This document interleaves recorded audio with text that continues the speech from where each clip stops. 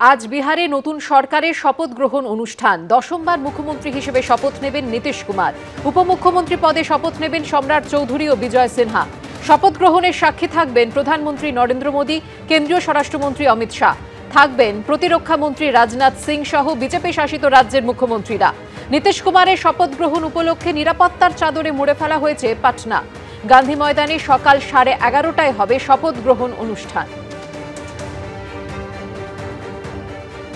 SSC ভবনের সামনে চাকরি প্রার্থীদের অবস্থান বিক্ষোভে অনুমতি দিল কলকাতা হাইকোর্ট। এসএসসির তরফে প্রকাশিত লিস্টে তথ্য বিকৃতির অভিযোগে হাইকোর্টের দ্বারস্থ হন আন্দোলনরত চাকরি প্রার্থীরা। আর এদিন সেই মামলা দায়েরের অনুমতি দিয়েছে হাইকোর্ট।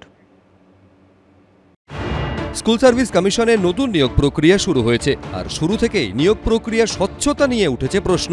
একদিকে পথে চলছে আন্দোলন, অন্যদিকে চলছে আইনি লড়াই। ইন্টারভিউয়ের তালিকায় দাগি প্রার্থীদের জায়গা দেওয়ার অভিযোগ এবং আংশিক সময়ের 2 জন শিক্ষককে অভিজ্ঞতার 10 নম্বর দেওয়ার অভিযোগে কলকাতা হাইকোর্টে মামলা হয়েছে। বুধবার হাইকোর্টের বিচারপতি অমৃতা সিনহার বেঞ্চে স্কুল সার্ভিস কমিশনের আইনজীবী বলেন, যদি কোনো আংশিক সময়ের শিক্ষক ভুল তথ্য দিয়ে থাকেন তাহলে তার নাম বাতিল হবে। এ নিয়ে 2রা ডিসেম্বরের মধ্যে স্কুল সার্ভিস কমিশনকে নিজের বক্তব্য জানানোর নির্দেশও দিয়েছেন বিচারপতি অমৃতা সিনহা। শনিবার একাদশ দ্বাদশ শ্রেণীর শিক্ষক নিয়োগের জন্য কল ফর ভেরিফিকেশনের তালিকা প্রকাশ করেছে এসএসসি। সেই তালিকাতেও অস্বচ্ছতার অভিযোগ সামনে এসেছে। এসএসসির তরফে প্রকাশিত লিস্টে তথ্য বিকৃতির অভিযোগ তুলেছেন আন্দোলনরত চাকরি প্রার্থীরা। এর প্রতিবাদে স্কুল সার্ভিস কমিশনের সামনে অবস্থান বিক্ষোভে বসতে চেয়ে হাইকোর্টে দ্বারস্থ হন আন্দোলনরত চাকরি প্রার্থীরা। বুধবার সেই মামলা দায়েরের অনুমতি দিয়েছেন বিচারপতি হিরণময় ভট্টাচার্য। সৌভিক মজুমদার, এবিপি আনন্দ, কলকাতা। এসএসসি নতুন করে পরীক্ষার পরও ভেরিফিকেশনের তালিকায় রয়েছে দাগিদের নাম। এই অভিযোগ ঘিরে দায়ের হয়েছে মামলা। আর এই আবহে বুধবার উত্তরকন্যা অভিযান করলেন এসএলএসটির নতুন পরীক্ষার্থীরা। এরই পাশাপাশি পুরুলিয়ায় জেলা শিক্ষা দপ্তরের বাইরেও চলল অবস্থান বিক্ষোভ। বুধবার একদিকে উত্তরকন্যা অভিযান করলেন এসএলএসটির নতুন পরীক্ষার্থীরা, অন্যদিকে পুরুলিয়ায় জেলা শিক্ষা দপ্তরের বাইরেও অবস্থান বিক্ষোভ করলেন তাঁরা।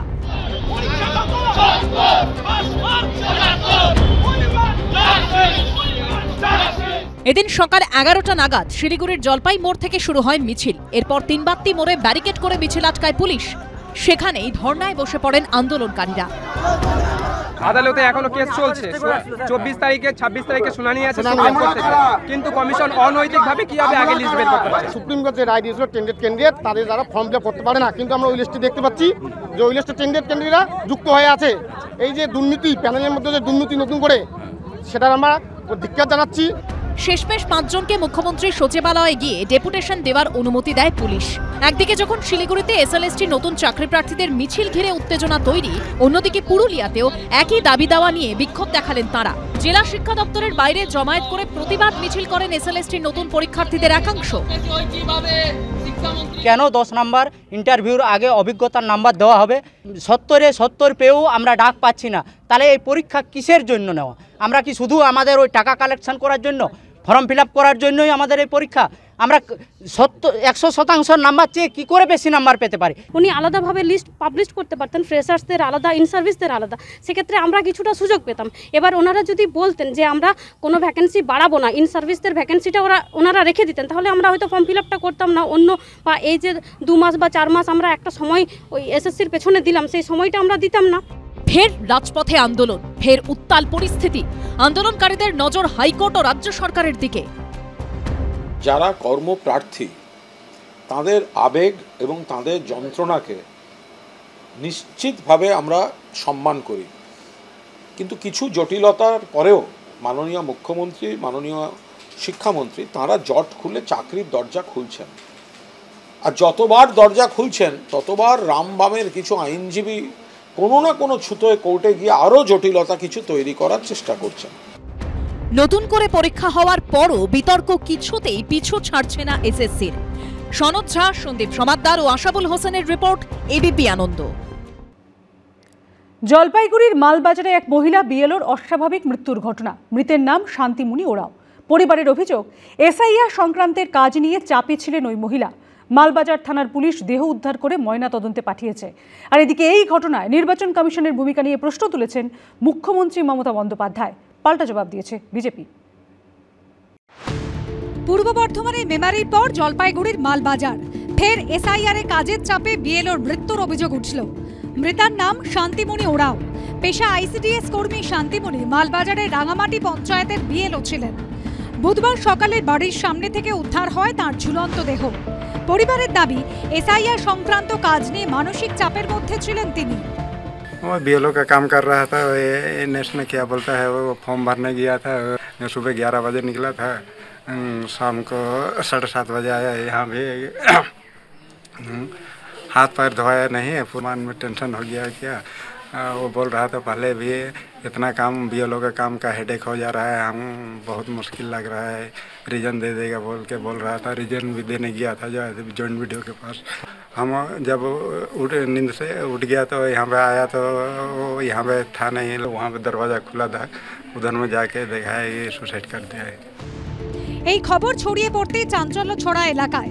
মেমারির পর মালবাজারের ঘটনায় সরব হয়েছেন মমতা বন্দ্যোপাধ্যায়। এক্স পোস্টে মুখ্যমন্ত্রী লিখেছেন, ঘটনায় আমি মর্মাহত। আজ জলপাইগুড়ির মালবাজারে ফের একজন বুথ লেভেল অফিসারকে হারালাম। একজন অঙ্গনওয়াড়ি কর্মী এসআইআর এ কাজের অসহ্য চাপে নিজের জীবন শেষ করে দিয়েছেন। এসআইআর শুরুর পর থেকে এখনো পর্যন্ত 28 জনের মৃত্যু হলো। তথাকথিত নির্বাচন কমিশনের অপরিকল্পিতভাবে অতিরিক্ত কাজ চাপিয়ে দেওয়ায় মৃত্যু। নির্বাচন কমিশনের কাছে আবেদন, আরও প্রাণহানির আগে এই অপরিকল্পিত অভিযান বন্ধ করুন। 12টা স্টেটে আর ইউনিয়ন টেরিটরিতে হচ্ছে, কোথাও কেউ আত্মহত্যা করছে না। ওনাদের এখানে আত্মহত্যার এক ব্যামো চেপে বসেছে। এটা তৃণমূলের একটা নতুন রোগ হয়েছে, এসআইআর আতঙ্ক আর আত্মহত্যা রোগ। সম্পূর্ণ মিথ্যা, এর কোনো সত্যতা নেই। বরঞ্চ পশ্চিমবঙ্গে এই 15 বছরে চাকরি না পেয়ে যারা মারা গেছেন তার জন্য মমতা ব্যানার্জি দায়ী। এদিন মৃতার বাড়িতে যান মালবাজারের তৃণমূল বিধায়ক এবং অনগ্রসর শ্রেণী কল্যাণমন্ত্রী বুলুচেক বড়াইক। আমরা সন্দেহ করছি যেটা খুব কাজের চাপ, অনেক যে এসআইআর হওয়ার পর থেকে তাদের যেভাবে কাজ, তার মধ্যে তারা হিন্দি ভাষী ছিল, কাজ করতে গিয়ে একটু অসুবিধা হচ্ছিল। এই কাজের চাপে কিন্তু আজকে উনি সুসাইড করেছে। মৃত্যু হয়েছে সেটা অত্যন্ত দুঃখজনক, কিন্তু পুলিশ প্রশাসনের উচিত যে মৃত্যুর সঠিক কারণ সঠিকভাবে তদন্ত করে জনসমক্ষে আনুক। মালবাজার থানায় পুলিশ মৃতদেহ উদ্ধার করে ময়নাতদন্তে পাঠিয়েছে। রুজু হয়েছে অস্বাভাবিক মৃত্যুর মামলা। রাজা চট্টোপাধ্যায় ও শিবাশিস মৌলিকের রিপোর্ট, এবিপি আনন্দ। পুরোটাই সাজানো নাটক, কোনো তদন্তই হয়নি। শেখ হাসিনা ও তার মৃত্যুদণ্ড নিয়ে এমনই দাবি করলেন বাংলাদেশের প্রাক্তন স্বরাষ্ট্রমন্ত্রী আসাদুজ্জামান খান কামাল। প্রশ্ন তুললেন বিচার ব্যবস্থা নিয়ে। এদিকে শেখ হাসিনাকে ভারতে আশ্রয় দেওয়ার জন্য কেন্দ্রীয় সরকারকে ধন্যবাদ জানিয়েছেন হাসিনা পুত্র বঙ্গবন্ধুর নাতি সজীব ওয়াজেদ জয়। মানবতা বিরোধী অপরাধের মামলায় বাংলাদেশের প্রাক্তন প্রধানমন্ত্রী শেখ হাসিনাকে মৃত্যুদণ্ড দিয়েছে বাংলাদেশের আন্তর্জাতিক অপরাধ ট্রাইব্যুনাল। মৃত্যুদণ্ড দেওয়া হয়েছে বাংলাদেশের প্রাক্তন স্বরাষ্ট্রমন্ত্রী আসাদুজ্জামান খান কামালকেও। এবার এবিপি আনন্দকে দেওয়া সাক্ষাৎকারে এই বিচার ব্যবস্থা নিয়েই প্রশ্ন তুললেন বাংলাদেশের প্রাক্তন স্বরাষ্ট্রমন্ত্রী। 3 বিচারপতি তাদের কাছে যে প্রেসক্রিপশন দিয়ে দিয়েছিল সেই অনুযায়ী তারা বিচার করেছেন। সবকিছু ছিল সাজানো এবং সবকিছু সাজানো গোছানো। এখানে একটা হত্যাকাণ্ডের জন্য যেগুলি প্রয়োজন বা পোস্টমর্টম রিপোর্ট এবং এই সাক্ষীদের জেরা করা কিছুই এখানে হয়নি। সেখানে একটা সাজানো নাটক দিয়ে একজনকে রাজসাক্ষী বানিয়ে বাস শেষ করে দিলেন আমাদের বঙ্গবন্ধুর কন্যার ফাঁসি এবং অন্যান্য যা করা তা করলেন। এদিকে শেখ হাসিনাকে ভারতে আশ্রয় দেওয়ার জন্য কেন্দ্রীয় সরকারকে ধন্যবাদ জানিয়েছেন হাসিনা পুত্র বঙ্গবন্ধুর নাতি Sajeeb Wazed Joy. India has always been a good friend, and in the crisis, India has essentially saved my mother's life. If she hadn't left Bangladesh, the militants, they had planned on killing her. So I'm eternally grateful to Prime Minister Modi's government for saving my mother's life. বাংলাদেশে আওয়ামী লীগের নেতা কর্মীদের ওপর আক্রমণ থেকে হিন্দুদের ওপর অত্যাচার প্রতিবাদে সরব হয়েছেন প্রাক্তন স্বরাষ্ট্রমন্ত্রী। চিন্ময় প্রভু, যিনি মানে হিন্দু ধর্মকে একটা আলোকিত মানে ধর্ম করার জন্য যিনি পরিশ্রম করে যাচ্ছেন, আদর্শ উদ্দেশ্য নিয়ে তিনি সারা বিশ্বে আজকে সবার কাছে জনপ্রিয় এবং সবার কাছে একজন জ্ঞানী মানুষ হিসাবে পরিচিত, তাকে জেলখানায় যেতে হয়েছে কেন? সেটা তো আমাদেরও প্রশ্ন। 5 আগস্টের পরে অনেক হিন্দু হত্যা করা হয়েছে, অনেক হিন্দু সম্প্রদায়ের লোককে বসত বাড়ি আগুন দিয়েছে। মোহাম্মদ ইউনূস বাইরের কোন শক্তির পুতুল হয়ে যাবতীয় কাজ করছেন বলেও অভিযোগ করেছেন আসাদুজ্জামান খান। ইউনূস একটা টার্গেট ছিল 111-এর সময় সেটা নতুন দল তৈরি করে এই খালেদা জিয়া এবং আমাদের মাননীয় প্রধানমন্ত্রী শেখ হাসিনার বাদ দিয়ে নতুন একটা কিছু করার জন্য তিনি চিন্তা করেছিলেন, চেষ্টা করেছিলেন, সেটা ফেল করেছেন, অনেকবার চেষ্টা করেছেন, ফেল করেছেন। এইবার সে একটা মেটিকুলাস ডিজাইনের মাধ্যমে এবং বাইরের শক্তির সহযোগিতায় তিনি আজকে আসছেন। এখন সে এই যে ধরেন দেশ বিরোধী যত কর্মকাণ্ড সেগুলি সে একের পর এক করে যাচ্ছে। যেমন বিদেশিদের সঙ্গে কতগুলি চুক্তি করেছে, পোর্টগুলি যেটা নাকি মাননীয় প্রধানমন্ত্রী কোনোদিন চট্টগ্রাম পোর্টটাকে কাউকে দেয়নি, সেইটাও তারা দিয়ে দিয়েছেন।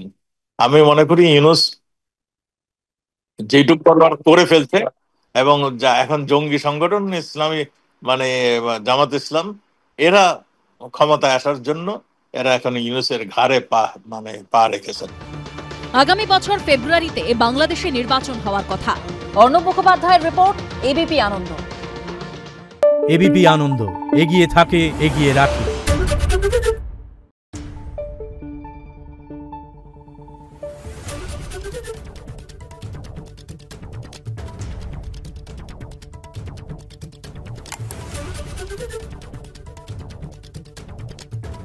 Thank you.